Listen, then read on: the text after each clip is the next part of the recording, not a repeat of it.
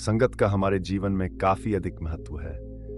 संगत सही रहेगी तो हमारे विचार सही रहेंगे, और विचार सही रहेंगे तो कर्म भी सही रहेंगे, और जीवन में सुख शांति बनी रहेगी। इसलिए सत्संग करते रहने की और अच्छा साहित्य पढ़ने की सलाह दी जाती है। सत्संग हमारे जीवन पर कैसे असर करता है, इस संबंध में गौतम बुद्ध की एक कथा प्रचलित है। बात उस समय की है जब गौतम बुद्ध काफी प्रसिद्ध हो चुके थे। वे रोज प्रवचन देते, जिन्हें सुनने के लिए काफी लोग पहुंचते थे। प्रवचन सुनने एक लड़का रोज आता था। वह गौतम बुद्ध की सारी बातें बहुत ध्यान से सुनता था।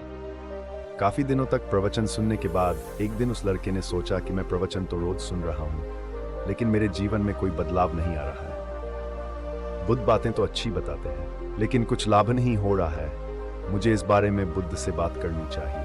अगले दिन वह लड़का बुद्ध से बात करने की इच्छा लेकर पहुंच गया। बुद्ध का प्रवचन शुरू हुआ और वे कह रहे थे कि अगर कोई व्यक्ति हम पर गुस्सा करता है तो वह हमसे ज्यादा खुद का नुकसान करता है। अगर हम भी दूसरे के गुस्से का जवाब गुस्से से ही देते हैं तो हम खुद का नुकसान कर लेते हैं। बुद्ध की बातें सुनते ही वह लड़का खड़ा हो गया और कहने लगा कि थागत, मैं बहुत दिनों से आपके प्रवचन सुन रहा हूँ, लेकिन मेरे जीवन में तो कोई बदलाव ही नहीं आया है। मुझे तो प्रवचन सुनने से कोई लाभ नहीं हो रहा है। बुद्ध ने अपने प्रवचन बीच में रोके और उस लड़के की बात सुनने लगे। जब वह लड़का चुप हो गया तो बुद्ध ने उससे पूछा कि तुम कहाँ रहते हो? लड़का बोला कि मैं श्रावस्ती में रहता हूँ। बुद्ध ने कहा कि श्रावस्ती से यहाँ तक की दूरी कितनी होगी और यहाँ आने में कितना समय लगता है? उस लड़के ने बुद्ध की बातों का उत्तर दिया तो बुद्ध ने फिर पूछा कि यहाँ आते कैसे हो?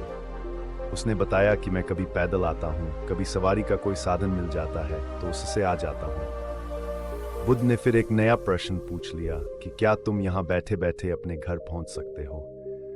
ये प्रश्न सुनकर वह लड़का और वहाँ बैठे सभी लोग हैरान हो गए।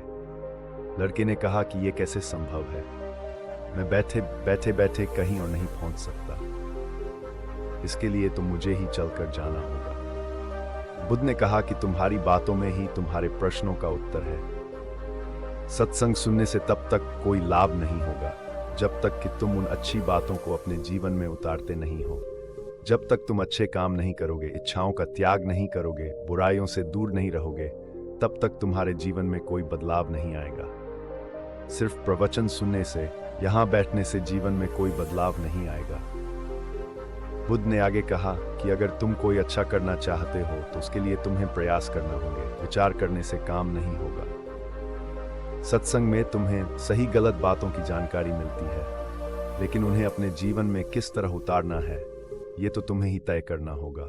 तुम्हें प्रयास करने होंगे, तभी जीवन में सुख शांति और सफलता आएगी। सत्संग करते रहने से हमारी बुद्धि पवित्र रहती है और हमारा मन गलत बातों से बचा रहता है। अगर हम सत्संग नहीं करेंगे तो हमारे विचार भटक सकते हैं। इसलिए अच्छी किताबें पढ़नी चाहिए, अच्छे लोगों की संगत में रहना चाहिए।